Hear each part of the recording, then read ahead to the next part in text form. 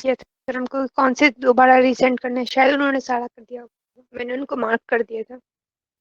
अच्छा ठीक है, देख लो मैंने, ठीक मैंने है। बस, और सेकंड चैप्टर था उसका, दूसरे चैप्टर का मैंने सेंड किया था उनको। गरिमा मैंने आपके डाउट भेज तो दिए कल रात में, आपके चारों क्वेश्चंस के डाउट में भेज चुका हूँ सॉल्यूशन के।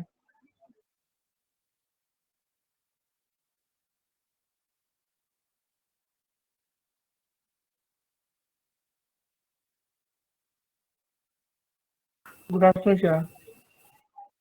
ठीक है, मैं हमको बोल देता हूँ। आपने भेजे थे ना पजल्स के 4 डाउट भेजे थे आपने, राइट गरिमा? पजल्स के 4 डाउट आपने भेजे थे ना, फिर को मैम को बोल देता हूँ।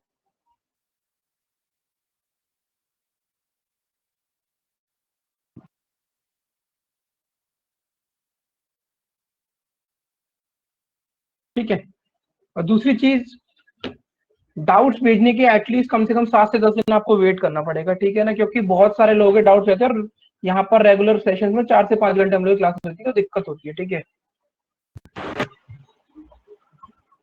हाँ श्रेयांश, आपका सेशन एंड हो गया ना, इसलिए देखो आप लोग, एक बात मैं आपको बता दूं, क्लियरली मेरी बात सुनना। पजल सा सेटिंग अरेंजमेंट अगर आप चाह रहे हो, मैं आपको सॉल्यूशन भेजता रहूँ भाई, ऑलरेडी मैं आपको इतने क्वेश्चंस करा चुका हूँ क्लास में। अगर आप लोग मुझसे सॉल्यूशन चाह रहे हो तो एक बात याद रखना कि आप कभी कुछ नहीं सीखोगे उसके अंदर, ठीक है। जब तक आप उसके अंदर स्ट्रगल नहीं करोगे, मेहनत नहीं करोगे सिटिंग अरेंजमेंट पजल्स में, मैं 100 क्वेश्चन की सॉल्यूशन भी करा दूं तब भी आपके अंदर कोई भी चेंज नहीं आएगा। अगर आप उसमें खुद से हार्ड वर्क नहीं करोगे तो कुछ नहीं होगा।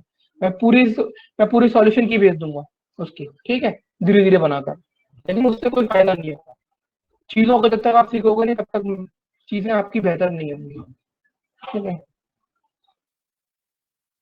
Good afternoon Himanshi. Good afternoon. Sonakshi, आपने 2 डाउट्स भेजे थे, मैंने आपको एक सेंड कर दिया था, एक रिमेनिंग है। Good afternoon Amarjeet. मैंने एक सेंड कर दिया है, मैम ने नहीं करा हो तो शायद पता नहीं, बट मैंने आपके 2 सॉल्यूशंस में से एक भेज दिया, ठीक है। मैं मैम को बोल दूंगा अभी कि जितने भी सॉल्यूशंस मैंने भेजे हैं वो फॉरवर्ड करते चले जाएं, ठीक है। अगर मैं आपके, मैंने डाउट्स, चारों डाउट्स कल रात में सॉल्व करके मैम को फॉरवर्ड कर देते तो अभी आपको मिल जाएंगे,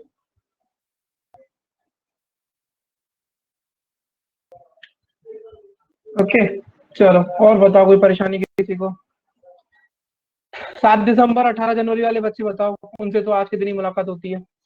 आप लोगों का ये आखिरी टॉपिक है, 7 दिसंबर वाले स्टूडेंट्स, 18 जनवरी वाले स्टूडेंट्स और 2 फरवरी वाले स्टूडेंट्स। ये मेंस का आपका लास्ट टॉपिक है, स्टेटमेंट अजम्पशन, और बाकी सारा कुछ हो चुका है आपका, ठीक है। ये भी आपका हो जाएगा आराम से। आप लोग तैयारी करो प्रीलिम्स की अच्छे से बस।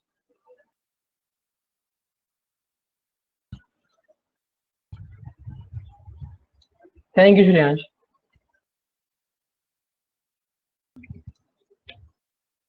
चलो, थोड़ा सा क्लास को 5 मिनट और वेट करके स्टार्ट करेंगे। आप लोगों की क्वेरीज ले लेता हूँ, क्या दिक्कत है वो बताओ, ठीक है। सोनाक्षी, मैम को आप एक बार अभी मैसेज कर दो कि मैम सर ने एक डाउट सॉल्यूशन आपको भेजा होगा, वो आप सेंड कर दो मुझे, ओके। ये टॉपिक ओनली फॉर मेंस के लिए। जी प्रिया, सैटरडे को आपको पता होना चाहिए कि सैटरडे वाले दिन जो भी क्लास होती है आपकी, वो सिर्फ और सिर्फ मेंस के लिए होती है, ठीक है। हिमांशी, आपको आपका डाउट का सॉल्यूशन मिल गया?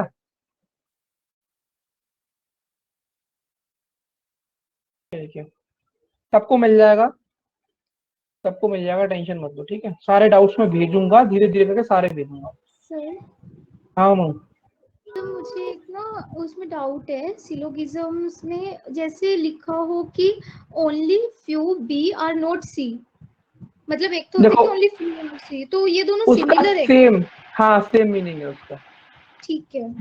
आप ओनली लगाकर फ्यू पर एम्फोसाइज कर रहे हो, ओनली लगाकर फ्यू नॉट पे एम्फोसाइज कर रहे हो, तो इनडायरेक्ट वे में अगर फ्यू नॉट पे एम्फोसाइज कर रहे हो तो फी इनडायरेक्ट वे में कवर हो जाएगा, अगर फ्यू पर कवर कर रहे हो तो फ्यू नॉट इनडायरेक्ट वे में कवर होगा। दोनों का सेम मीनिंग है, ओके सर।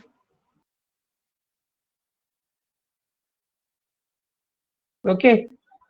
और कोई समस्या, कोई परेशानी? इससे पहले स्टेटमेंट आर्ग्यूमेंट कंप्लीट किया लास्ट वीक, समझ में आ गया अच्छे से वो टॉपिक?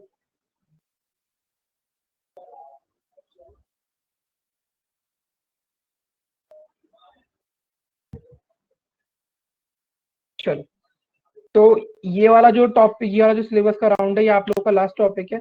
और कोई आपका टॉपिक रिमेनिंग है 18 जनवरी और 7 दिसंबर वाले बच्चों?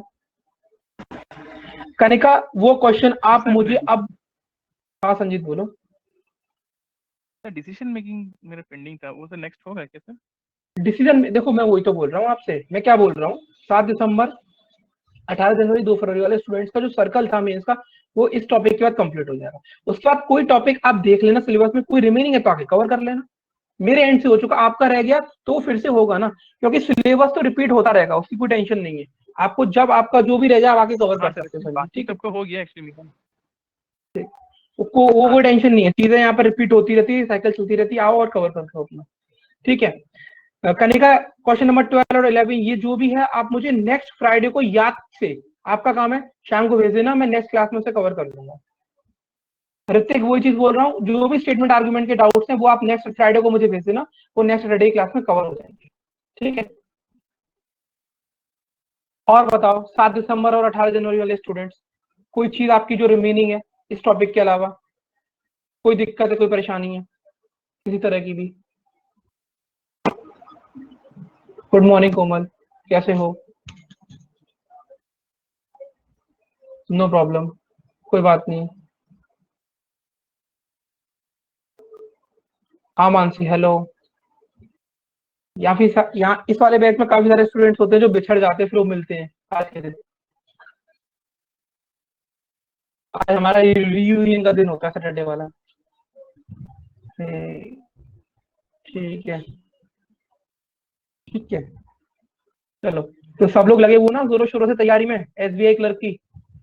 फोड़ देना इस बार प्रीलिम्स के पेपर में 35 में से कम 35 में से 32 प्लस नंबर आने चाहिए सबके।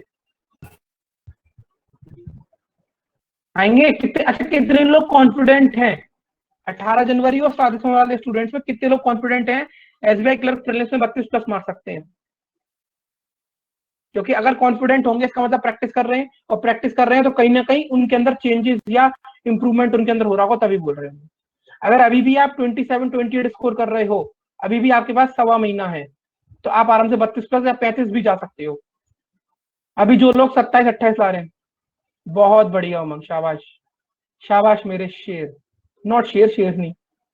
Very good Tanya, तनाया sorry, not Tanya. क्या बात है, मैंने बोला था उमंग, नंबर ऑफ क्वेश्चंस अगर आपके 27-28 हो रहे हैं, ठीक है, स्कोर कम आ रहा है, अब एक्यूरेसी पे काम करो, एक्यूरेसी बढ़ेगी अपने आप ही स्कोर आपको बढ़ता चला जाएगा। संदीप, आप हो 2 फरवरी वाले स्टूडेंट, ठीक है, तो अभी आप यहाँ पर मेरे कुछ स्टूडेंट्स के मैसेज और उनसे बात कर सकते हो जो आप 7 दिसंबर और 18 जनवरी वाले हैं। यहाँ पर कुछ स्टूडेंट्स को जिस तरीके से मैंने बोला था उस तरीके से उनका स्कोर इंप्रूव हो रहा है। ठीक है, और उमंग एक बात बता दूं मैं 7 दिसंबर और 18 जनवरी वाले स्टूडेंट्स को, कि अगर ये मेहनत कर रहे हो कि 31-32 नंबर आ रहे हैं, यानी कि क्लर्क निकलेगा, क्लर्क का प्रीलिम्स निकलेगा, अब अपनी उस मेहनत को बेकार मत होने देना, अपना करंट अफेयर्स रेगुलरली पढ़ते रहना। 2 बात बोलूंगा, दोनों बात सत्य होंगी। प्रीलिम्स निकलेगा सबके बेसिस पर, और मेंस निकलेगा जितना ज्यादा स्कोर करंट में कर लोगे उसके बेसिस पर, जितना ज्यादा अच्छा स्कोर करोगे, बस ये 2 चीजें, 2 चीजों को बांध लो, हो जाएगा। क्योंकि अगर आप लोग क्लर्क में 80 प्लस स्कोर लेके आ रहे हो 100 में से, इसका मतलब ये है, इसका सीधा सीधा मतलब ये है कि आप लोग मैथ और रीजनिंग सेक्शन में इतना ले आओगे कि आपका वहां पे काम हो जाए, इतना स्कोर आप ले आओगे। ठीक है, मैं बहुत की गारंटी नहीं ले रहा क्योंकि पेपर डिफिकल्ट आता है काफी, तो इतना ले आओगे, इतना काम हो जाए। लेकिन फिर जो चीज आपको आगे लेकर जाएगी वो है करंट अफेयर्स का सेक्शन। ठीक है, वो भी अच्छे से कर लेना बच्चों, मजा आ जाएगा। ठीक है, एसबीआई में क्लर्क भी बन गए ना तो 3-4 साल में पहुंच जाओगे पीओ की पोस्ट में, उसकी टेंशन मत लेना। एसबीआई क्लर्क की सैलरी काफी अच्छी है, 38 के अराउंड मिलता है, 38,000 के अराउंड।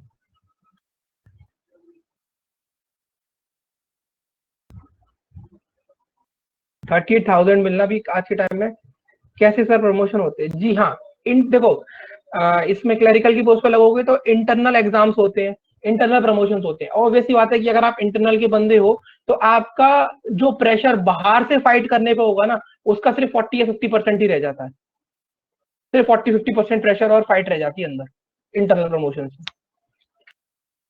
ठीक है, एसबीआई में प्रमोशन प्रमोशन काफी अच्छे होते हैं बाकी बैंकिंग के। बाकी बैंक्स में का मुझे इतना आइडिया नहीं है, इसमें जरूर होता है। हाँ जी बिल्कुल। ठीक है, चलो बढ़िया है, मैं बढ़िया हूँ ना। ठीक है, आप भी अच्छे हो गए, उम्मीद करता हूँ। ठीक है, चलो तो पढ़ाई स्टार्ट करते हैं। ठीक है हिमांशी, कोई दिक्कत की परेशानी किसी तरह की? चलो, तो सबसे पहले ये बताओ, सुनो पहले मेरी बात। अभी तक मेंस में जितने भी टॉपिक कवर करे हैं ना, उसमें सबसे ज्यादा कंफ्यूजिंग टॉपिक यही है, सबसे ज्यादा कंफ्यूजिंग यही है।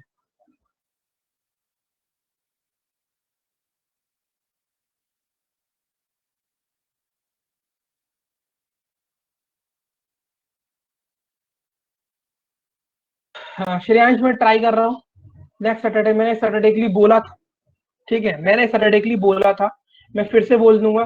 35 क्वेश्चंस का नेक्स्ट सेशन 18 जनवरी और 7 दिसंबर वाले जो भी स्टूडेंट्स इंटरेस्टेड होंगे उनके लिए नेक्स्ट सैटरडे से मैं एक सेशन रख लूंगा जिसमें 35 क्वेश्चंस क्लरिकल की प्रैक्टिस करेंगे। ठीक है, हाँ श्रेयांश पक्का। मैंने इस बार की बोला था, मैंने इस वीक के लिए भी बोला था। ओके ओके, तो सोनाक्षी इसका मतलब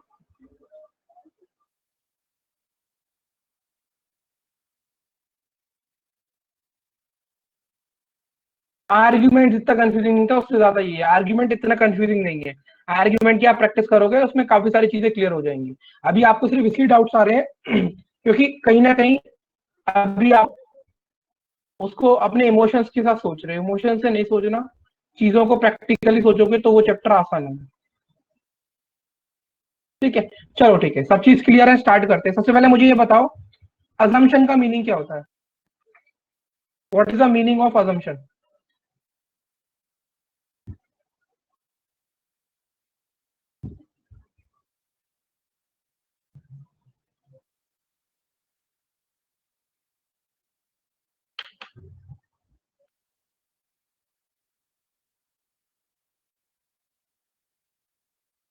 no that's not correct Pranati.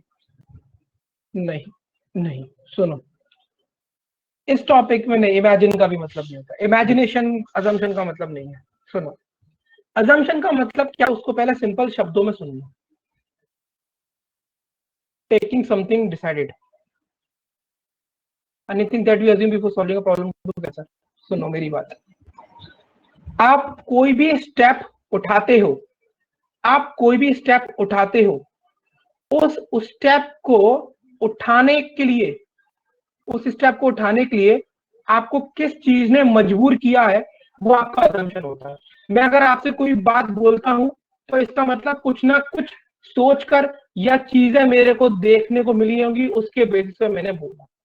यानी कि यहाँ पर आपका जो माइंडसेट होगा वो किस पर्सन के हिसाब से होगा, आपका जो स्टेट ऑफ माइंड होगा यहाँ पर किसके हिसाब से होगा, यहाँ पर जो स्टेट ऑफ माइंड होगा आपका वो उस पर्सन के हिसाब से होगा जो पर्सन स्टेटमेंट को बोल रहा है। आपको ये सोचना होगा कि जिस पर्सन ने ऊपर स्टेटमेंट दिया है उसने क्या सोचकर ये स्टेटमेंट दिया होगा, हमें उसके अकॉर्डिंग अज्यूम करना है चीजों को। समझ आया? फॉर एग्जाम्पल अगर मैं यहाँ पर आकर आपसे सैटरडे टू सैटरडे डिस्कस करता हूँ कि यहाँ पर आप लोगों के अंदर इंप्रूवमेंट नहीं आ रहा, I am not able to see an improvement in you all, कुछ ना कुछ आपको हार्डवर्क करना पड़ेगा। ठीक, अब ये चीज आप ये सोचो कि सर हमसे आकर ये चीज बोल रहे हैं तो कैसे बोल सकते हैं। अब कहीं ना कहीं मैंने आपका परफॉर्मेंस को एनालाइज किया होगा, राइट, कहीं ना कहीं मैंने आपके परफॉर्मेंस को एनालाइज किया होगा, और उस परफॉर्मेंस को एनालाइज करने का क्या पैरामीटर हो सकता है, उस परफॉर्मेंस को एनालाइज करने का क्या पैरामीटर हो सकता है, मॉक टेस्ट। आप सोच, आपके दिमाग में क्या आ जाएगा कि सर ने कहीं ना कहीं हमारा मॉक टेस्ट का रिजल्ट देखा है, सर हमारा मॉक टेस्ट जो हम दे रहे हैं उसको एनालाइज कर रहे हैं। समझ आ रहा है? समझ आ रहा है? ठीक, अब जैसे यही बात मैं बोलूं कि कि यहाँ पर कुछ स्टूडेंट्स हैं जो काफी अच्छा कर रहे हैं, कुछ स्टूडेंट्स बुरा कर रहे हैं। अरे तो मैंने वो एनालिसिस कैसे कर लिया, वो कैसे कंपेयर कर लिया, जब तक मैंने आपके स्टैट्स नहीं देखे। जब ऑब्वियसली बात है, ये एक ऐसा अजम्पशन है जो 99% सही हुआ कि सर हमारा एनालिसिस कैसे कर रहे हैं, क्योंकि कहीं ना कहीं सर हमारा स्कोर देख रहे हैं, एवेल्युएशन कर रहे हैं। समझ आए? अजम्पशन का मतलब क्या होता है कि कोई भी आदमी किसी भी काम को करता है तो उसके पीछे उसने क्या सोचा होगा और क्या चीजें घटित हो सकती हैं। अब यहाँ पर इसका मतलब बिल्कुल भी नहीं है कि आप कुछ भी चीज को अज्यूम कर लोगे, कुछ भी अजम्पशन मार लोगे। अगेन ये एक लॉजिकल टॉपिक है, लॉजिकल अजम्पशंस ही यहाँ पर माने जाए। इसकी मैं क्वेश्चन आने से पहले आपको सिनारियोस के एग्जांपल दूंगा, मतलब इस चीजों का सिनारियो, मतलब अगर ये सिनारियो है तो ये, जैसे कि एक बड़ा सिंपल सा एग्जांपल समझो, एक बड़ा सिंपल सा एग्जांपल समझो। Stat plays an important role in analysing an entity and performance. Exactly जिस तरीके से आर्ग्यूमेंट में स्टैट्स इंपॉर्टेंट थे, वो आर्ग्यूमेंट को स्ट्रॉन्ग कर रहे थे, यहाँ पर भी स्टैट्स आपके काफी इंपॉर्टेंट होंगे और वो एक अजम्पशन को ज्यादा एक करेक्ट अजम्पशन बनाने की तरफ मूव करेंगे। अब एक एग्जांपल दूसरा लेते हैं इसके लिए, जैसे कि हिमांशी ने अखबार में कोई इश्तिहार दिया, कोई भी एडवर्टाइजमेंट दे दिया, ठीक है। अब मुझे एक बात बताओ, हिमांशी की सोच क्या होगी इससे पहले की, एडवर्टाइजमेंट देने से पहले की? हिमांशी की अब सोच क्या क्या होगी? आपने कोई चीज में इन्वेस्टमेंट किया, आपने एडवर्टाइजमेंट दिया। अब जिस बंदे ने एडवर्टाइजमेंट दिया होगा उसके सोच को समझते हैं, उसके हिसाब से किसी भी चीज को लोगों तक सबसे बेहतर कौन पहुंचा सकता है? अखबार। अगर मैं बोलूं कि अकॉर्डिंग टू हिमांशी अखबार एक सबसे बेस्ट जरिया है जो लोगों तक हमारी बात पहुंचा सकता है, तो ये बात बिल्कुल करेक्ट अजम्पशन होगा, क्योंकि अगर ऐसा हिमांशी नहीं मानती तो हिमांशी अखबार की जगह कहीं और इश्तिहार देती। मतलब हम जो काम कर रहे हैं हमारे हिसाब से वो जरिया सबसे बेस्ट है, वो तरीका सबसे बेस्ट था, उस तरीके से हमारी बात अब तक पहुंचेगी। मतलब आपने अगर कोई चीज करी है तो आपके दृष्टि से, आपके पॉइंट ऑफ व्यू से वो बेस्ट होगी। समझ आया? क्योंकि एक बड़ी जनरल सी बात सोचो कि अगर रियल फैक्ट नहीं, रेणुका अभी यहाँ पर फैक्ट की बात नहीं हुई है, यहाँ पर अभी सिर्फ मैं उस बंदे के माइंडसेट की बात कर रहा हूं जो बंदा उस काम को कर रहा है, फैक्ट की अभी बात नहीं हुई है, फैक्ट पे बात में आएंगे, ठीक है। She thought that's a different thing, वो उसने सोचा था, उसके काम करने से पहले की बात है, ठीक है। अकॉर्डिंग टू हर अखबार में अगर कोई एडवर्टाइजमेंट दिया है तो हिमांशी सोचेगी कि ये खबर घर घर तक पहुंचेगी, क्योंकि ऑब्वियस सी बात है कि अगर मैं ये किसी चीज को अखबार में एडवर्टाइजमेंट दे रहा हूं तो मैं चाहता हूं कि वो बात घर घर तक पहुंचे। मेरे हिसाब से उस अखबार को सब लोग पढ़ेंगे। अगर मुझे लग जाए पहले ही कि यार अखबार में तो कोई पढ़ेगा नहीं, तो मैं उसका एडवर्टाइजमेंट दूंगा ही क्यों? मैं काम तो वही करूंगा ना जो मुझे लगेगा मेरे हिसाब से पॉजिटिव डायरेक्शन में होगा। मैं पहले ही कि ये, हाँ जैसे टीवी में भी तो हम दे सकते हैं, जरूरी थोड़ा।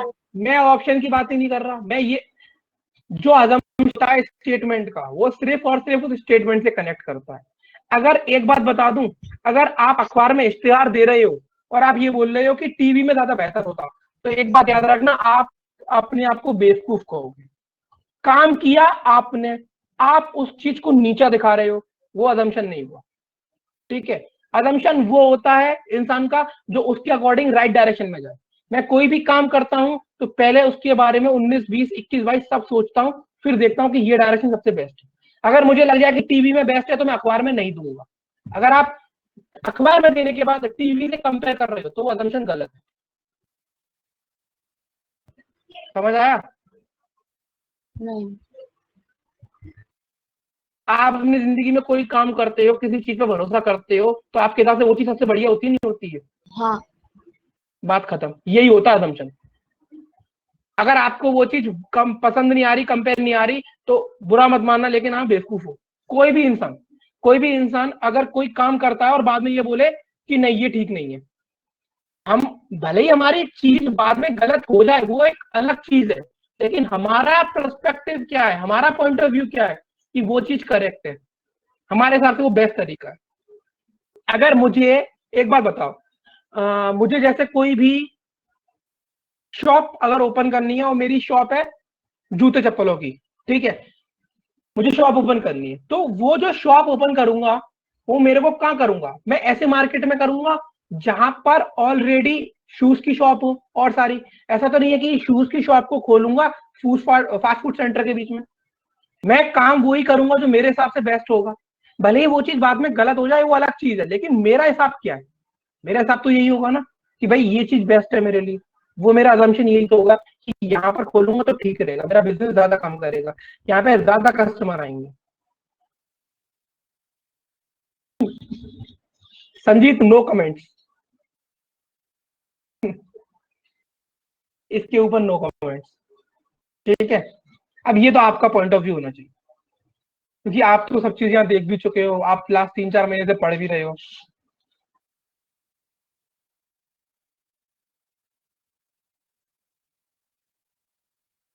अरे मनस, मैं क्या बात बोल रहा हूँ, ये सब बात है कंपटीशन की या नहीं की या उसकी, बिजनेस करने से पहले सोचोगे या बाद में? पहले दुकान खड़ी कर दोगे फिर बोलोगे यार यहाँ तो कंपटीशन ज्यादा है।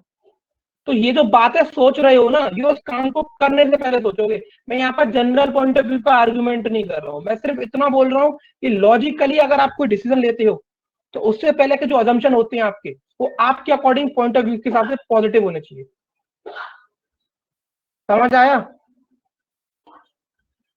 ये सिर्फ एक सिनारियो था, ऐसे काफी सारे सिनारियो होंगे।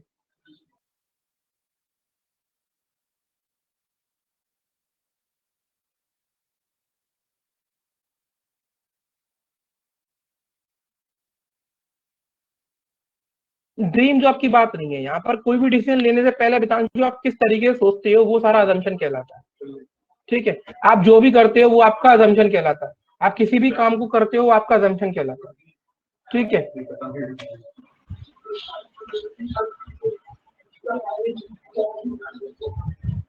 समझ आया पॉइंट? नहीं समझ आया?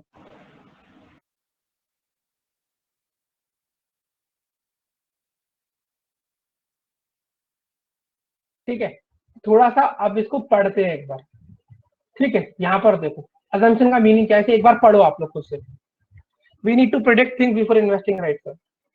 अरे यार प्रिडिक्शन की बात नहीं हो रही, प्रिडिक्शन की बात नहीं हो रही, बात ये हो रही है कि आपके हिसाब से क्या चीज सही है, आप वो करते हो, ठीक है। प्रिडिक्शन एक अलग चीज हो गई, वो वर्ड अलग है प्रिडिक्ट करना। इसको पढ़ो।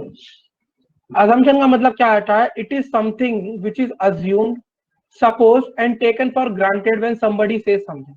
A person does not put every aspect of his idea into words. There's a lot of things which he leaves unsaid, that which he takes for granted. यानी कि यहाँ पर बहुत, जैसे कि मैंने आपसे बोला कि आप लोगों का टेस्ट परफॉर्मेंस काफी मतलब सॉरी ये नहीं, मैंने आप लोगों से बोला कि आप लोगों की प्रिपरेशन एक अच्छे डायरेक्शन में जा रही है, तो मैंने सिर्फ इतनी सी बात बोली कि आपकी प्रिपरेशन अच्छे डायरेक्शन में जा रही है। मैंने इस बात में काफी सारी बातें ऐसी हैं जो एक अजम्पशन था और वो छुपी रह गई। अजम्पशन क्या होता है? एक छुपा हुआ भाग। मैंने ये नहीं बोला आप लोगों से कि मैंने आपका टेस्ट रिपोर्ट देखी है, मैंने डायरेक्ट आपको बोला कि यहाँ पर आपका जो आपका परफॉर्मेंस है वो अच्छा है। यानी कि ये वाली बात हिडन थी कि सर ने हमारा टेस्ट रिपोर्ट चेक किया, हमारा एनालिसिस किया। तो अजम्पशन एक तरीके से एक मिसिंग लिंक होता है जो उस स्टेटमेंट को बोलने पर हमें मजबूर करता है। वो मिसिंग लिंक वो ही अजम्पशन कहलाता है। मैंने क्या सोचा, क्या देखा, आकर आपको क्या बोला, मैंने आपको जो आकर बोला मैंने उसमें सारी बातें नहीं बोली, मैंने कुछ चीजें छोड़ दी हैं जो मैंने अज्यूम करी थी। जी हाँ, प्रिडिक्शन अलग होता है। प्रिडिक्शन माने कि ये लगाना कि आज इंडिया मैच जीतेगी नहीं जीतेगी, इंडिया मैच जीतेगी। और अजम्पशन ये है कि काफी सारी चीजें देख लेने के बाद किसी बात पर आना, ठीक है। प्रिडिक्शन एक बहुत अलग चीज है और अजम्पशन एक बहुत अलग चीज है।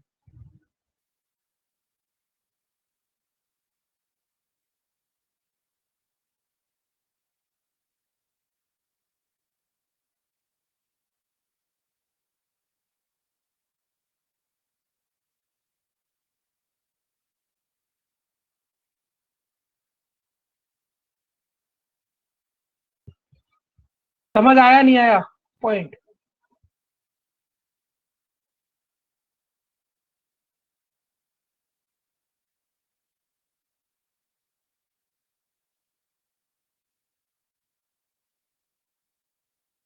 जी हाँ प्रीति।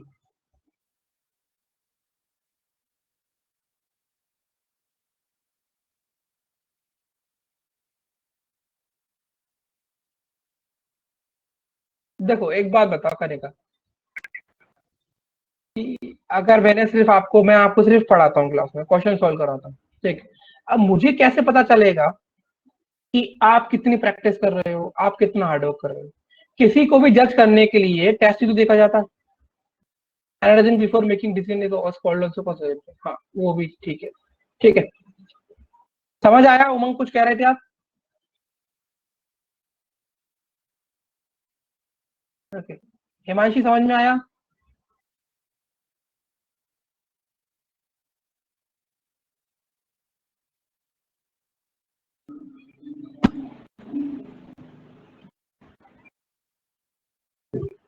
अब यहाँ पर जिस तरीके से मैंने ये बोला था, अजम्पशन और प्रिडिक्शन में फर्क होता है। प्रिडिक्शन आप करते हो कोई चीज जो आगे होने वाली है, और अजम्पशन होता है आपके पीछे हो गई चीजों का, जो चीज देख कर आ गए उसका अज्यूम करते हो और कुछ बोलते हो, ठीक है। प्रिडिक्शन होता है आगे फ्यूचर का। दोनों में काफी डिफरेंस है। अब जैसे कि आर्ग्यूमेंट में हमने स्टेट ऑफ माइंड की बात करी थी कि भाई जब भी ये क्वेश्चन आएंगे तो आपको क्या करना है, आपको अपने स्टेट ऑफ माइंड को चेंज करके ले जाना है। अब यहां पर आपका स्टेट ऑफ माइंड क्या होगा उसको एक बार पढ़ो, यहाँ क्या लिखा है। You need to think according to the person, department और ऑर्गेनाइजेशन गिविंग द स्टेटमेंट। किसके बिहाफ पे सोचना है आपको? You need to think according to the person, department और organisation which is giving the statement, and will have to assume or consider what has made that person to give that statement। यानी कि चाहे वो person हो, चाहे वो department हो, चाहे वो ऑर्गेनाइजेशन हो, हमें क्या बोलने पर मजबूर करा गया। अब जैसे कि हॉट टॉपिक आज के टाइम में कोविड चल रहा पिछले 1.5 साल से, है ना। तो अब जब लास्ट ईयर नरेंद्र मोदी जी ने कंप्लीट लॉकडाउन लगाया था 23 मार्च को, तो उनको लॉकडाउन लगाने के पीछे उन्होंने क्या क्या चीजें देखी होंगी, मतलब इतना बड़ा डिसीजन पर आने से पहले मोदी जी ने क्या देखा, क्या सोचा, क्या बोला। उन्होंने सारी चीजें देखी। उन्होंने देखा कि जिस जिस कंट्री में कोरोना ने एंट्री मारी है वो तबाही मचा दी है। भारत में एंट्री सिर्फ मारी है और इतनी जनसंख्या है, तबाही मचाएगा, इसलिए उन्होंने लॉकडाउन लगाया। तो यानी कि मोदी जी ने लॉकडाउन लगाया। अब मोदी जी ने वो डिसीजन लिया है, तो मोदी जी ने क्या क्या सोचा होगा, वो सारा असम्पशन कहलाएगा कि उन्होंने इस डिसीजन पे आए हैं। तो ये डिसीजन पे आने के लिए उनके दिमाग की स्थिति क्या थी, उनके दिमाग में क्या चल रहा था, उन्होंने क्या देखा था, क्या उन्होंने सोचा, वो सारी चीजों को देखते हुए उन्होंने लॉकडाउन लगाया। और जो उन्होंने उस चीज पर आने के लिए, जो उस चीज पर वो आए उससे पहले सारा का सारा असम्पशन कहलाता है। काफी सारी तरीके हैं समझने के इस चीज को। यस, हाँ फ्यूचर कॉन्सिक्वेंसेस को देखा, बट मोर देन इम्पोर्टेंटली उन्होंने कहीं ना कहीं, अब यहाँ पर आप बोल सकते हो कि सर उन्होंने और कंट्रीज का एक्सपीरियंस भी देखा। बिल्कुल सही है। यहाँ पर आप किसी एक चीज को नहीं देख सकते, आपको लॉजिकली सोचना है। यहाँ पर और कंट्रीज का एक्सपीरियंस ऑब्वियसली काम आएगा।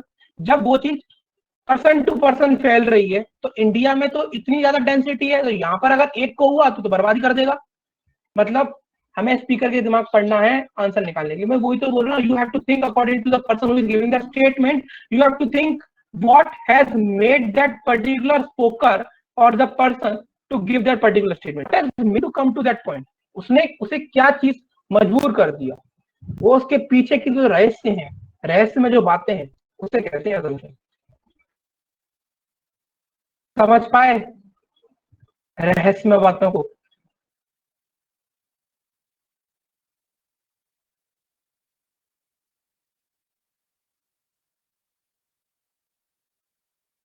रंजीत, फिर असम्पशन सही रहा या नहीं रहा?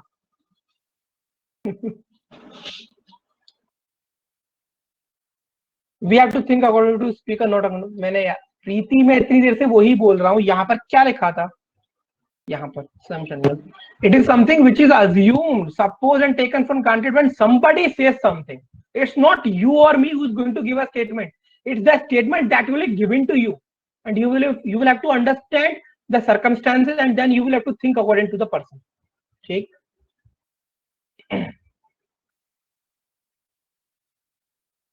इंट्रो तो इंटरेस्टिंग है चैप्टर की. मतलब क्या कहना चाह रहे हो? ट्रेलर अच्छा, मूवी कैसी होगी वो बाद में देखेंगे. ये वाली बात तो गई मानस. हिमांशी समझ में आ गई चीजें यहाँ तक? तो किसके दृष्टिकोण से देखना है, किसकी दृष्टि से देखना है?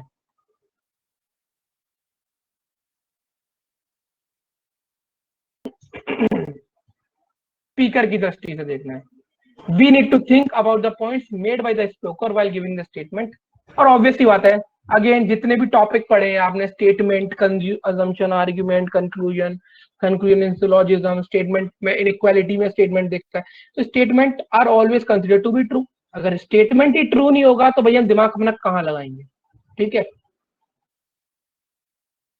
अब बात आती है कि what I have done is कि कुछ सिनारियों को मैंने टाइप में बदला. ठीक.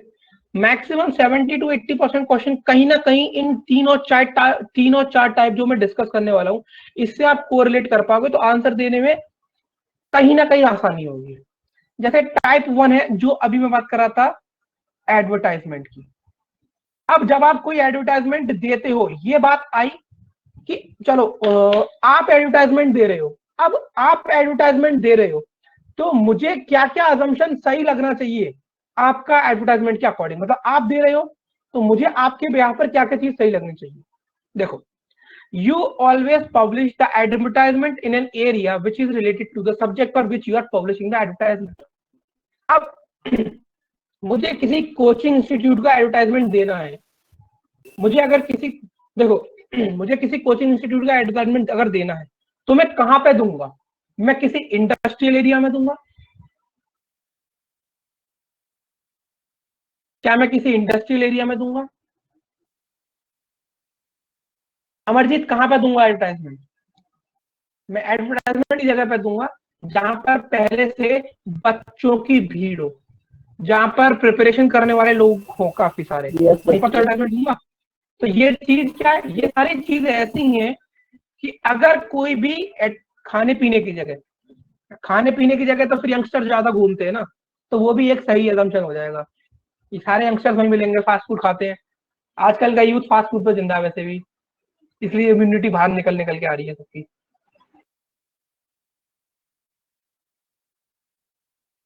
सही है, बहुत बढ़िया. ठीक है. उसके बाद सेकंड पॉइंट, अब आपने कोई असम्पशन दिया तो आपसे कोई पूछेगा, आप तो ये बोलोगे people will read it and like it and give their response. आपने कोई एडवर्टाइजमेंट दिया, आपने क्या सोच के दिया कि भाई मेरे इश्तिहार को सब लोग पढ़ेंगे, उसके ऊपर रिएक्ट करेंगे और उसे पसंद करेंगे. अगर आप पहले से कहीं ना कहीं ये सोच लेते कि इसे कोई पढ़ने नहीं वाला, इसे कोई पसंद नहीं करेगा, इस पे ऊपर कोई रिस्पॉन्स नहीं देगा, तो आप तो बोलते छोड़ो, काहे के लिए पैसे बर्बाद करने. आपके हिसाब से आपका इन्वेस्टमेंट भले ही बाद में गलत हो जाए, लेकिन उस टाइम पर जब आप एडवर्टाइजमेंट देने जाते हो, आपके हिसाब से आपका इन्वेस्टमेंट या आपका एडवर्टाइजमेंट सबसे बेस्ट जगह पे होता है. इश्तिहार का मतलब एडवर्टाइजमेंट लिखा हुआ है ऊपर अंग्रेजी में, हिंदुस्तानी. समझ आया ये पॉइंट? मैं क्या कहना चाह रहा हूं कि जिस पर्टिकुलर पॉइंट पे ये चीजें करी जाती हैं, तब आपका इन्वेस्टमेंट बेस्ट इन्वेस्टमेंट होता है, आपका एडवर्टाइजमेंट सबसे बेस्ट जगह होता है. सब लोग आप ऑब्वियसली बात, आप चाहते हो कि सब आए, पढ़ें, रिस्पॉन्स करें. अगर ऐसा आप कुछ सोचने ही नहीं होते तो आप वो चीज करते ही नहीं. ठीक है. चलिए, थर्ड पॉइंट क्या है? थर्ड पॉइंट बड़ा सिंपल सा है, that particular subject is in demand with in the public. आप जब भी किसी एडवर्टाइजमेंट या किसी बिजनेस को चूज करते हो, तो आप जैसे फॉर एग्जांपल अगर आपसे ये पूछा जाए कि अगर आपको आज के टाइम में कोई शॉप ओपन करनी है, तो आप बोलोगे सर फार्मास्यूटिकल्स की शॉप ओपन करेंगे, मेडिसिन की शॉप ओपन करेंगे. भाई करोड़पति हो गए मेडिकल वाले 1 साल के अंदर, है ना, क्योंकि पर्टिकुलर सब्जेक्ट की डिमांड है. Yes sir. है ना। रोटी कोई नहीं खा रहा होगा, लेकिन कोरोनिल खरीद रहे हैं बाबा रामदेव की।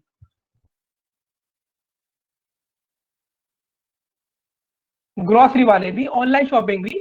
मैंने कल ही न्यूज पढ़ी थी जिसमें कि अप्रैल 20 से अप्रैल 21 का डाटा आया है, जिसके अंदर 67.7%, 67, ये लोग आप भी चीज है, 66.7% ऑनलाइन बिजनेस में हाइक हुआ है। ठीक है, इतना तो होता है।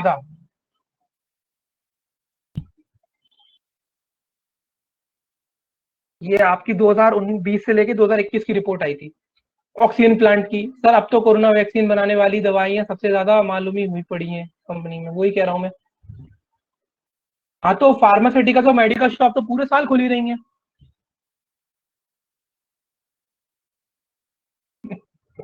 यार ये वाला अच्छा था संदीप, रेमो डिसूजा, रेमडेसिविर, बहुत अच्छा नाम निकाला आपने। या आप रेमो डिसूजा करके आपकी वैक्सीन बनवाएंगे, ठीक है। नहीं अभी नहीं। 3 चेयर्स फॉर संदीप, संदीप के जोक के लिए, ठीक है।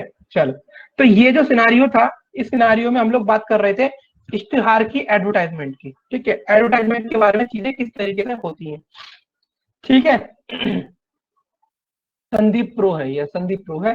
हिमांशी भी प्रो है, हमारे संग एक स्टूडेंट है हिमांशी, वो भी प्रो है। हिमांशी समझ में आया क्या तक इसका मतलब?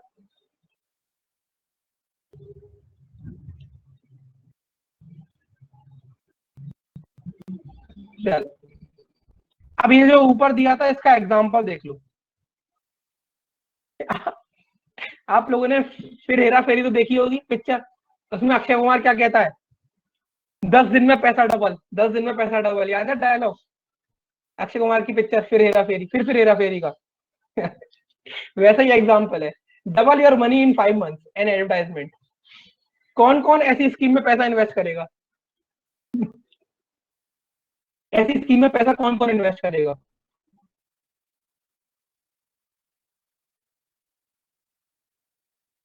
अनुराधा डबल करती है, हाँ। को तो दुश्मनों का करवाएंगे सर, ठीक है। तो क्लास कर लो, फिर देख लेना जाके कलर्स पे।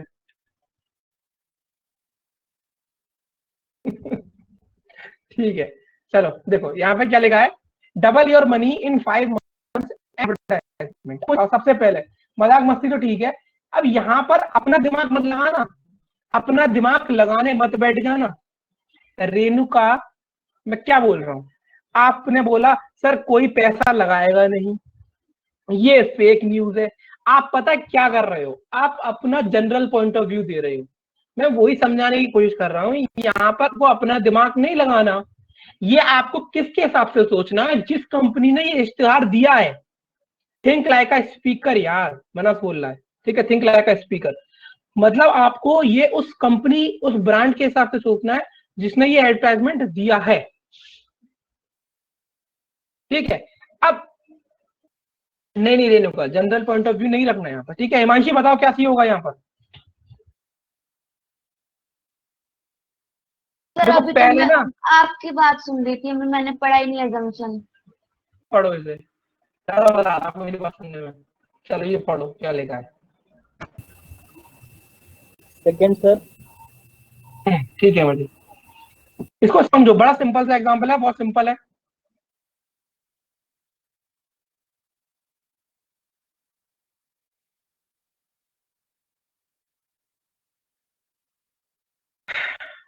अब आप लोगों ने जिसमें सेकंड आंसर किया, इतना तो क्लियर है, आप समझ गए चीज क्या है। भाई people want their money to grow, ये इश्तिहार दिया क्यों गया है? क्योंकि तो आज के जमाने में हर कोई चाहता है कि मेरा पैसा दुगना हो जाए, चाहता हर कोई है, लेकिन उसमें से कुछ परसेंट ही बेवकूफ लोग होते हैं जो लगा देते हैं और बर्बाद हो जाते हैं, लेकिन मेजोरिटी ऑफ पीपल समझदार होते हैं, ठीक है। जहां भी इन्वेस्टमेंट करो सोच के करो, भले एक ज्यादा मिले क्या कम मिले, नहीं कुछ नहीं मिले तो फिर इन्वेस्टमेंट करने का लॉजिक ही नहीं है। मनस वो चीज हमें सोचनी ही नहीं है तो उसके बारे में डिस्कशन करना ही बेकार है। क्या चीज सही है क्या चीज गलत है वो एक जनरल डिस्कशन कर सकते हैं कि भाई कहाँ पैसा इन्वेस्टमेंट करना चाहिए कहाँ नहीं करना चाहिए, ठीक है। तो double your money in 5 months in advertisement, तो अश्योरेंस इट्स नॉट जेन्युइन। अगर ये अज्यूम कर ले कोई कंपनी की मेरा काम जेन्युइन नहीं है तो वो कभी उस काम को करेगा नहीं, भले ही वो चीटिंग कर रहा हो लेकिन उस पॉइंट पर उसके दिमाग में वो चीज नहीं होगी, उसके हिसाब से वो सही कर रहा है भले ही कुछ भी हो, ठीक है। तो पहला वाला असम्पशन आपका रॉन्ग है और दूसरा आपका बिल्कुल सही। सर चैप्टर नाम भूल गया, चैप्टर का नाम है बितांशु स्टेटमेंट एंड असम्पशन, ठीक है। तो अभी सिर्फ और सिर्फ मैं सिनारियोस को डिस्कस कर रहा हूं, चलें आगे।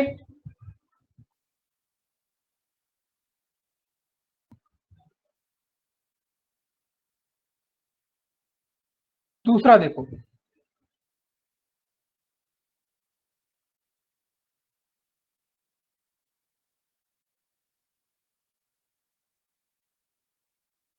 देखो आप लोगों ने ट्रेन में सबने ट्रेवल किया ही होगा, है ना, तो आपने ये इश्तिहार तो पढ़ा ही होगा, chain pulling a fine of 500 rupees on pulling the chain there will be a fine of 500 rupees, ठीक है ना, पढ़ा ये चीज। तो ये क्या है एक तरीके से ये आप हो कि वार्निंग है लोगों को, ठीक है। हाँ तो फाइन भी भरना पड़ा होगा फिर, ठीक है सर मैं बोलूंगा, ठीक है। तो ये एक तरीके से इंस्ट्रक्शन है, इंस्ट्रक्शन करने का, इंस्ट्रक्शन कभी किसी भी चीज को ना, इंस्ट्रक्शन एक ऐसी चीज होती है जो एक तरीके से एडवाइजरी लगती है, लेकिन अगर उसमें कुछ ऐसा होता है कि अगर वो हो गया तो लोगों से कुछ या उनको पनिश या उनसे फिर फी पेमेंट ले ली जाएगा तो वो एक तरीके से वार्निंग हो जाती है, ठीक। अब वहां पर जिस भी डिपार्टमेंट ने वो चीज लगाई है अब उसकी मेरी बात सुनना, एक चीज बताओ, ये कोई भी वार्निंग या ऑर्डर या इंस्ट्रक्शन कब दिया जाता है, कब लिखा जाता है या कब उसकी सूचना दी जाती है, कहीं ना कहीं पहले वो घटना हो चुकी होती है, समझ आया। मुझे उस चीज के बारे में मालूम ही नहीं पड़ेगा अगर वो हो ना, अगर कभी भी आज तक के इतिहास में ट्रेन की चेन को खींचा ही नहीं गया होता, आज तक के इतिहास में कभी भी ट्रेन की चेन को खींचा ही नहीं गया होता तो शायद ये बात भी नहीं लगाई जाती कि train pulling is chain pulling करने पे आपको 500 फाइन लगेगा। जब ये कभी ना कभी हुआ होगा तभी लोगों के दिमाग में आया कि ये गलत है, समझ आया। उसी तरीके से ये एक उदाहरण है कि ऑर्डर इंस्ट्रक्शन वार्निंग किस तरीके से हो सकता है। जब यहाँ पर ऑब्वियसली बात है कि अब रेल अधिकारियों ने ये लगाया है तो उनके दिमाग में ये होगा ना कि लोग इसे पढ़ेंगे और फॉलो करेंगे, और जब तक मजबूरी नहीं होगी तब तक इस्तेमाल नहीं करेंगे इसका। तो जैसे यहाँ लिखा है कि people will follow your order और इंस्ट्रक्शन, तो ये तो किसी भी डिपार्टमेंट का कोई आदमी अगर कोई काम करता है उसके दिमाग में ये चीज रहती है। अब ऐसे एग्जाम्पल देखो क्या है, एग्जाम्पल को पढ़ो और बताओ मुझे।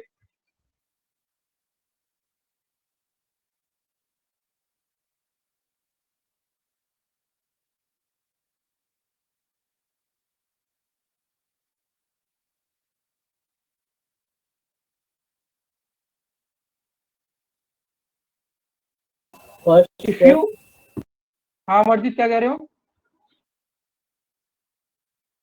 First assumption sir, if you trouble me I will slap you, a mother wants her child. अब यहाँ पे सुनना, मैंने अभी असम्पशन नहीं पढ़े लेकिन यहाँ पे लास्ट में क्या लिखा है, एक मदर वॉर्न कर रही है अपने चाइल्ड को, इसका मतलब वो बात मदर ने कब कही होगी, जब उसके बच्चे ने उसे पहले परेशान किया होगा, एक बार नहीं मल्टीपल टाइम्स किया होगा। यस क्यों? सर, बिल्कुल हो सकते हैं मनस, बिल्कुल हो सकते हैं, ठीक है। अब असम्पशन यहाँ पर क्या है कि विद अ वार्निंग चाइल्ड में स्टॉप ट्रबलिंग, माँ तो सोचेगी ना उदम कर रहा, अभी इसको मैं धमकी देती हूँ शायद नहीं करेगा, ये सोचेगी मुझे परेशान मत करना है मारूंगी, माँ तो ये सोचेगी कि with a warning child might, शायद हो सकता है उसे बंद कर दे। तो नाक्षी ये दो कैसे हो जाएगा, जनरल है ना सेकंड तो, all children are basically naughty, इसका assumption से क्या लेना देना है। और वापस से वही बात आ जाती है, यहाँ पर ये जो वर्ड यूज हुआ है ना ऑल, जैसे मैंने आपको आर्ग्यूमेंट में बताया था कि जब भी कोई एक्सट्रीम सिचुएशन, मतलब कोई ऐसा वर्ड जो उस पर्टिकुलर सिनारियो को एक्सट्रीम बना दे। अब यहाँ पर तो ऑल का मतलब क्या हुआ, जनरल बात कर रहा है, यहाँ पर जनरल assumption जनरल देना ही नहीं है इस चीज को, तो सिर्फ पहला assumption सही होगा, दूसरा नहीं है।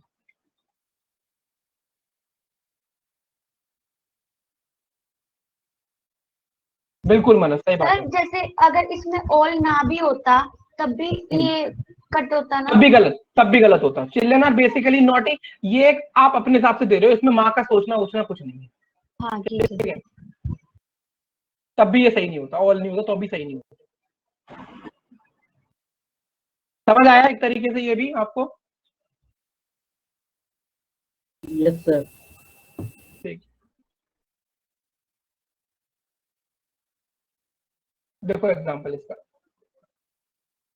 ये मैंने बताया था, ये वही लिखा गया। A warning in train compartment to stop train pull chain, मतलब कि इसमें ना एक नहीं दो चीजें हैं। चाइल्ड होता तो ट्रू होता, चाइल्ड आर नोटी नहीं सोनाक्षी, तब भी नहीं सही होता वो। अरे वो उस चीज से कोई मतलब नहीं है, चाइल्ड आर नोटी या नहीं, वो एक जनरल सी बात हो गई। तब भी वो साउंड क्या है, चाइल्ड वर्ड का यूज करना मतलब हो गया वो जनरल बात ही हो गई एक तरीके से, चाइल्ड आर नोटी। अब इसमें यहाँ दोनों पर सही होंगे सर। रुक जाओ, यहाँ पर दे रखा है अब वार्निंग, हाँ उसी बच्चे के बारे में होता तो हाँ सही हो सकता था समझो सोनाक्षी, लेकिन तब भी बहुत सारी चीजें ना इस पे ना जो अजम्पशन दिया जाएगा उसका साउंड पे डिपेंड करता है, साउंड क्या कर रहा है वो। ठीक है, इसलिए कोई भी चीज जब तक दी नहीं जाएगी उसके बारे में इमेजिन करके बात करना थोड़ा सा अजीब है, वो चीज सामने आएगी तो ज्यादा बेटर होगा बात करना।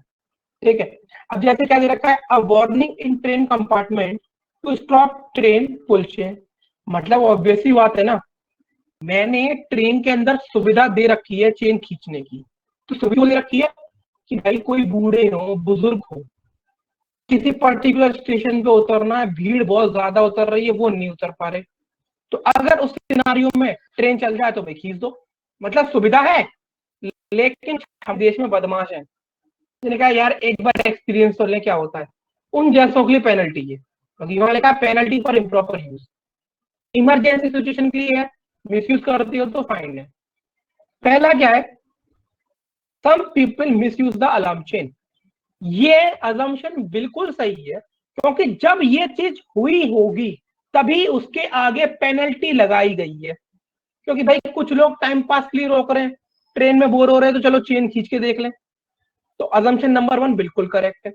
दूसरा क्या है, people may use alarm chain if their reason is genuine, तो बिल्कुल उसी चीज के लिए उन्होंने लिखा है to stop train pull chain, pull तभी करो जब आपका रीजन जेन्युइन हो।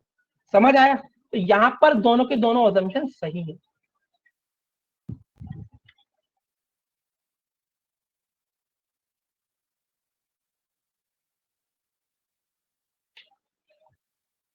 हाँ, is that understood to everyone?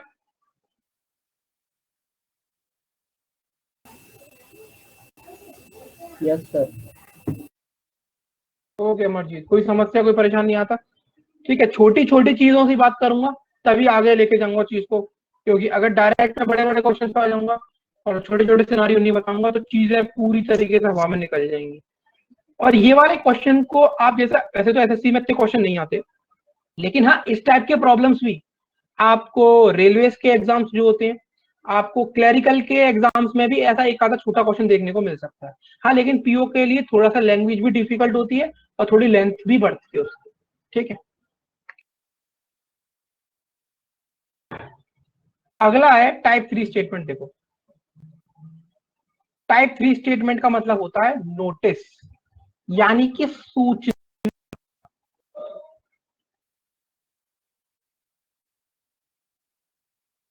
Notice यानी कि सूचना। सूचना कहीं लगाई जाती है, सूचना कहाँ लगाई जाती है? नहीं, एडवर्टाइजमेंट इज अलग डिफरेंट है, किसी चीज का ब्रांड करना। नोटिस लेकिन अगर, हाँ, मिस्टर भिड़े याद है सबको? मिस्टर भिड़े, आत्माराम तुकाराम भिड़े। हाँ, गोकुलधाम के एकमात्र सेक्रेटरी, एक में भी सेक्रेटरी गोकुलधाम के, एकमेव सेक्रेटरी। एक में भी सेक्रेटरी। वो क्या करते हैं, रोज सुबह सुबह जाके सूचना लिखते हैं नोटिस बोर्ड पे। हाँ, अब जैसे कि कभी कभी उनकी सोसाइटी में पानी चला जाता है, तो वो लिखते हैं कि कल इतने दिन तक पानी नहीं आएगा। अब जैसे कल मैं एक एपिसोड देख रहा था, उसमें अब्दुल की ईद आने वाली है, तो अब्दुल को 2 दिन के लिए दुकान बंद करनी है, तो उसमें वो सूचना डालने वाले हैं कि अब्दुल की दुकान 2 दिन तक बंद रहेगी। तो वो notice, it's not an advertisement, किसी चीज से, कोई चीज होने वाली है उससे अवेयर कराना। वो वाला एपिसोड सबसे कॉमेडी था, चंपक चाचा पानी भरने जाते हैं, ठीक है।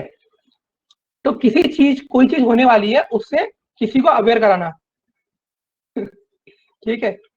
तो अब ऑब्वियसली बात है कि भिड़े जी क्या सोचते हैं, भले ही उनके नोटिस को कोई पढ़ता नहीं है, लेकिन रोज रोज वो ऊपर से नहा धोकर तैयार होके आते हैं। क्यों आते हैं? क्योंकि उनको लगता है कि सोसाइटी वाले पढ़ेंगे, उसको मानेंगे और अपने अपने विचार देंगे। वो सोचते हैं, तभी तो रोज नहा धो के आते हैं। Yes yes, advertisement are not binding to accept. Advertisement एक अलग चीज हो गई ना, वो किसी प्रोडक्ट के बारे में बताना, किसी ब्रांड के बारे में बताना, ऋतिक, किसी प्रोडक्ट, किसी ब्रांड के बारे में बताना। यहाँ पर हम किसी ब्रांड प्रोडक्ट की बात नहीं कर रहे, यहाँ पर कोई चीज होने वाली है उसके बारे में पहले से लोगों को जागरूक या अवेयर करा रहे हैं। Yes, it's only to awareness. ठीक है Himanshi?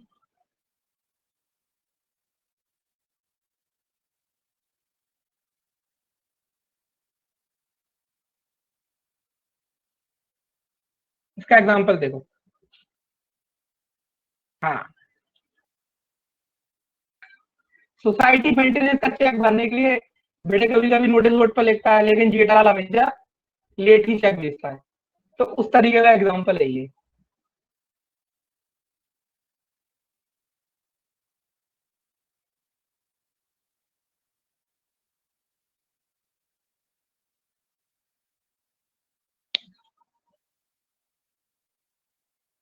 Very good Umang, very good Anjali.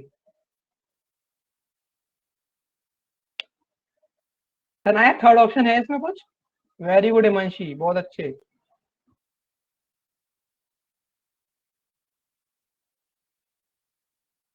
हाँ, तो मनस अब आप समझ गए ना कि भाई अगर Jethalal time to time maintenance check देता, तो क्या भेड़े को वो चीज नोटिस बोर्ड पर लिखनी पड़ती या उसको बोलना पड़ता उस चीज के लिए? वेरी गुड मनस। तो इसलिए कभी नहीं हो सकता ये चीज। ठीक, अब सुनो। Please pay the rent of the room on time, a notice lying outside the room of rent. ठीक, Rohit has been regularly paying his rent. तो अगर रोहित हर महीने की 30 तारीख को जाके अपना किराया भरा था, तो मकान मालिक पागल नहीं है कि भैया सूचना भी डाल के आएगा उसके घर के आगे। पहला आपका गलत असम्पशन है, बिल्कुल रॉन्ग असम्पशन। अगर यहाँ पर एक होता ना कि Rohit has been irregular in paying his rent, तो ये असम्पशन एक तरीके से सही आप मान सकते थे, ठीक है। बट नाउ के लिए ये असम्पशन गलत है। अब यहाँ क्या लिखा है? Do increase in the rent, Rohit has been unable to pay his rent on time. अब यहां पर assumption में ये जो पॉइंट दिया गया है, इसमें मन मालिक की तरफ से कोई बात नहीं आ रही है, इसमें रोहित की मजबूरी बताई जा रही है कि भाई भाड़ा बढ़ गया तो रोहित मजबूर हो गया। समझ आई बात?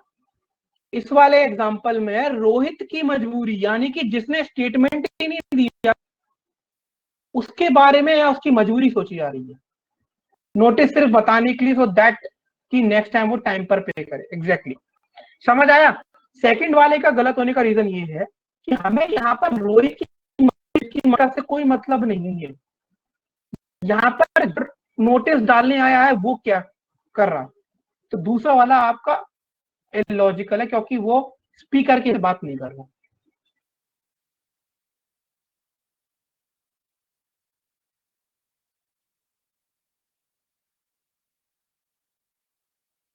क्लियर हुआ सबको पॉइंट? अभी चेक करो हिमांशी, अभी नहीं होगा। शीतल मैंने ये बोला जो सेकंड वाला पॉइंट है, जो सेकंड वाला पॉइंट है उसमें रोहित की मजबूरी देखी जा रही है, लेकिन स्पीकर के हिसाब से उसमें कुछ भी नहीं दिया गया। रेंट बढ़ने की वजह से अगर रोहित पे नहीं कर पा रहा तो रोहित के पॉइंट ऑफ व्यू से उसकी मजबूरी है, लेकिन उसमें जो स्पीकर है उसके हिसाब से कोई भी असम्पशन नहीं लगा सकते। समझ आया शीतल और हिमांशी अभी?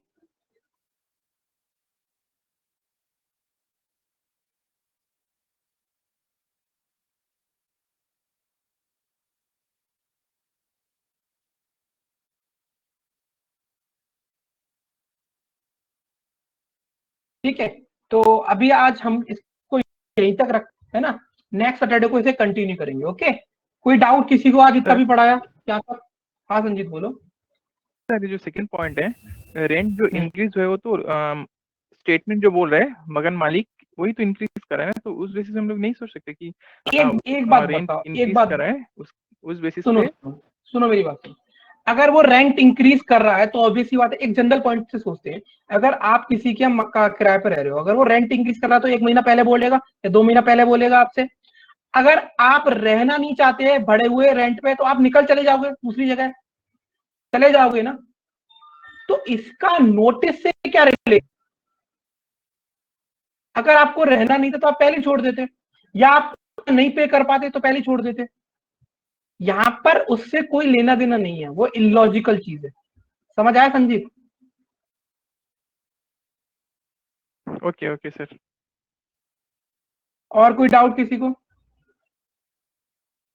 Yes welcome.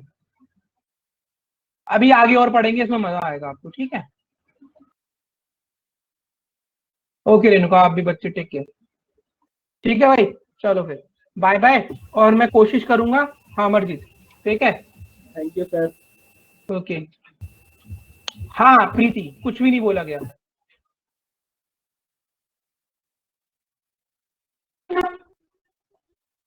सर जैसे होता Rohit was not able to pay rent last month, Hrithik इसको अजम्पशन मान सकते थे। हाँ इसको अजम्पशन मान सकते थे, क्योंकि नोटिस आने का मतलब ये है कि कुछ चीजें सही समय से नहीं हुई है पिछले कुछ समय में, आप उसको अजम्पशन मान सकते थे रोहित, ऋतिक सॉरी।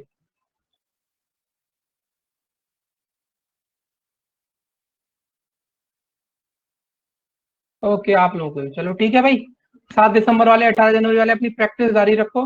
मैं कोशिश करूंगा कि अगले सैटरडे से एक सेशन मुझे और मिल जाए, है ना। ज्यादा लड़के को 35 क्वेश्चन, ज्यादा से ज्यादा आधे घंटे करेंगे तो आपकी प्रैक्टिस भी हो जाएगी। ठीक है, हाँ श्रेयांश पक्का। चलो फिर,